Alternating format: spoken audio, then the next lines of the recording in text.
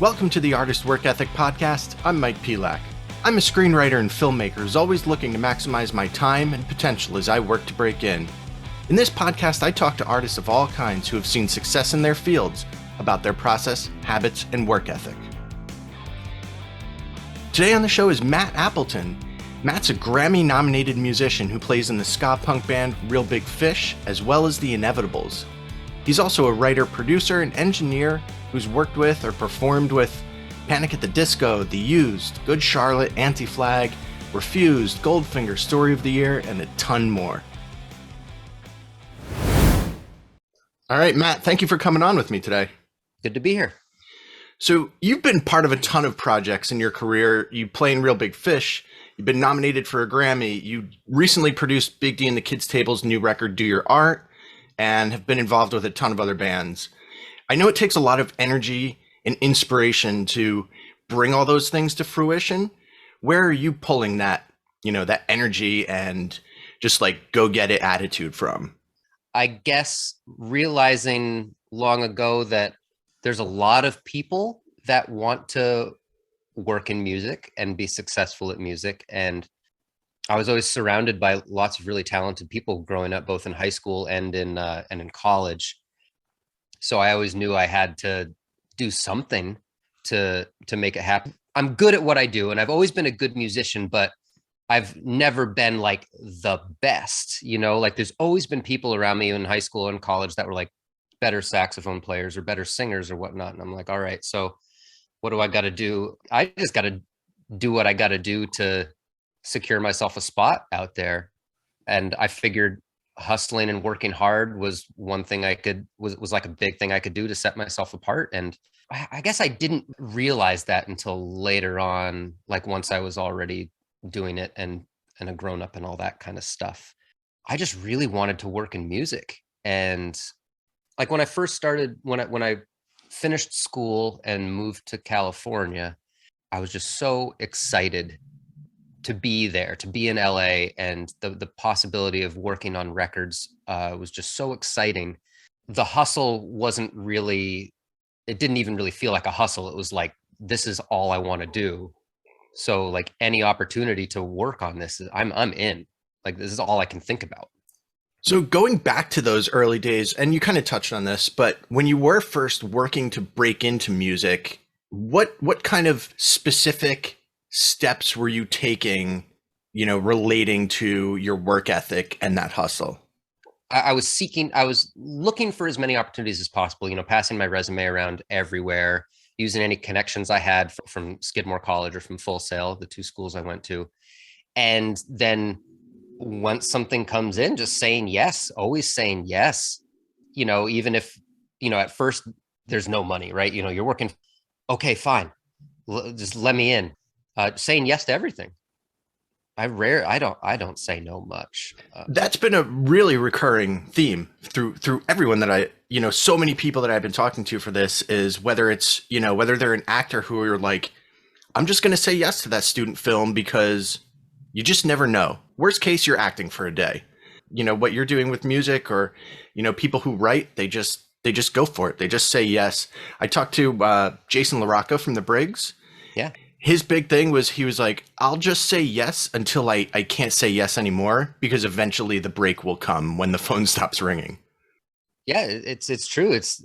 I never turned down anything. Very rarely. I mean, nowadays I turn down things occasionally, but like it's such a blessing to be able to do what I do. And so I just say yes. I love doing it. So with all the projects that you're involved in and out and doing different things, how are you structuring your day to be as productive as possible across all those things? When I was first recording all the time, it was just like you wake up and you go to the studio and you work until you can't work anymore. And then you go to sleep and then you wake up and you go back to the studio. I did that for like 6 years nonstop.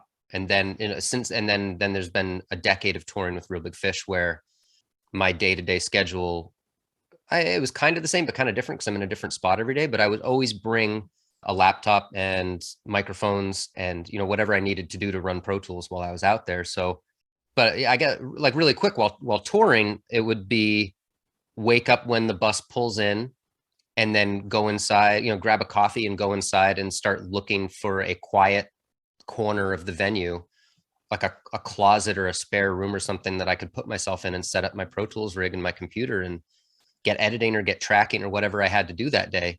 And so I'd get right in there and do that first thing in the morning and work until do sound check, and then go back to work and, take a dinner break and then do the show. That was really helpful for my touring sanity too, just to always have other work going on besides just waiting around for the show to happen. These days, a lot's changed. I'm living in New Hampshire and working I have a studio in Vermont now. So these days I'm getting up at 6:45, 7 in the morning, and I've got an hour commute to my studio. So I just get up and I drive straight there, wake up. I have my breakfast made and my lunch put together the night before, just like when I used, just like in high school. And I just get up and go. And then I eat my oatmeal in the car while I'm driving. I review mixes or whatever I've been working on in the car, to use that time. I listen and make my mix notes in the car on the drive. Other thing I'm doing on the drive is, learning songs that I've got to learn. I'm playing a couple shows with Jeff Rosenstock next week. Oh, nice. And I'm learning his set right now. So like on my drive, we're doing the Ska Dream record. So I listen to the Ska Dream record all the way through. And then on the way home, I listen to it all the way through again, just so I'm like, I'm trying to do something all the time. Even when I'm driving, I'm trying to like, okay, how can I make use of this time where I'm stuck in the car? I was just gonna say, I feel like what I'm hearing from both your current thing and, when you were touring more, it sounds like you're finding those moments where someone else might just be sitting down, staring at the ceiling, and you're kind of using them, even if it's for something small, to just kind of always just push it forward a little bit. Yeah, it's kind of crucial for me. And I wish I could say that I'm always good about using all available bits of time, but I fail at that, not irregularly. But I can say that I've been really good about making use of downtime, like when I'm driving, or like when I'm I had a doctor's appointment yesterday. I'm in the waiting room and I've got my headphones so I can review the mixes that I'm working on my earbuds, see how they sound on earbuds. It's something I can do while I'm sitting in the doctor's office. I think anyone in creative fields for any period of time definitely get their share of no's. How have you absorbed those no's and kind of flipped them around and just driving on anyway? They were harder at the beginning of my career. Not at the very beginning. Like when I first moved to LA and started trying to work in the business, I got lots of no's or just no responses whatsoever for things. And that was fine. I was like, yeah, nobody knows me. I'm just trying to get a foot in the door, whatever. Then once I was not just working for somebody, but working for myself, if stuff didn't work out, it was real tough at first. Like if your mix doesn't get picked or you don't get picked for a project or whatever it is, it's tough at first. And then you realize that that's just part of it. And then something else is going to work out and somebody else is going to say yes. And you just got to keep doing it. Keep try it again with somebody else, whatever you're working on. And eventually you've done it. It's happened enough times so that it's not a big deal anymore. And I'm there now. It's still like, sometimes it's a bummer if you've put your heart and soul into something and then it doesn't work out in the end. That can be traumatic. But in terms of just not getting a gig or somebody else's mix getting chosen over yours or something, it's like, I'll just do another one. There'll be another one tomorrow. So going off of that, how important would you say persistence and perseverance are to a successful work ethic? That's almost everything. And I was talking to Dave McWayne from Big D about this last night, because we were working on a song together last night. And I was thanking him for all his interviews he's been doing lately. He's been, and this is something we've talked about before, but he's been continuing to talk about not giving up. And the whole new record we just did, Do Your Art, it's a call to creative types or just people who are passionate about anything to keep doing what they love to do, no matter what, because you can't lose if you don't give up. And there's always, like, even if you think nobody cares about what you're doing, there's always somebody out there that your art or whatever you're working on means something to them.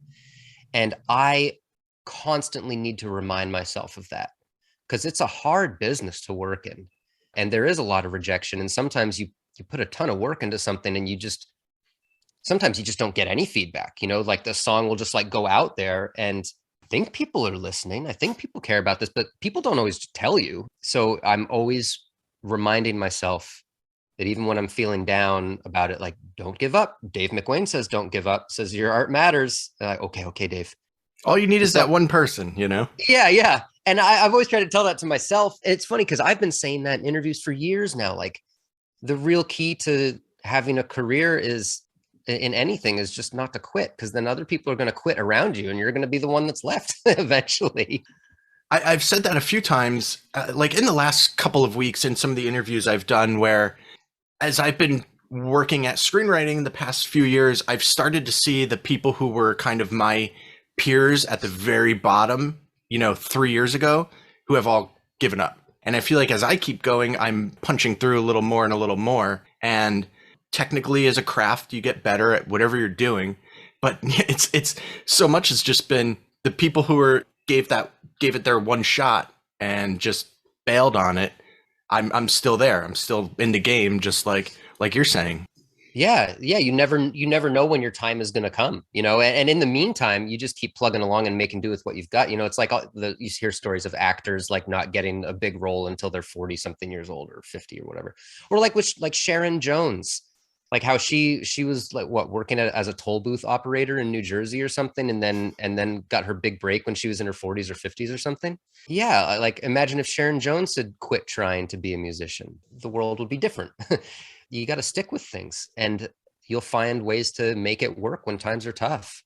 Totally. So just to wrap this up, anything that you want to plug or talk about that you've been working on?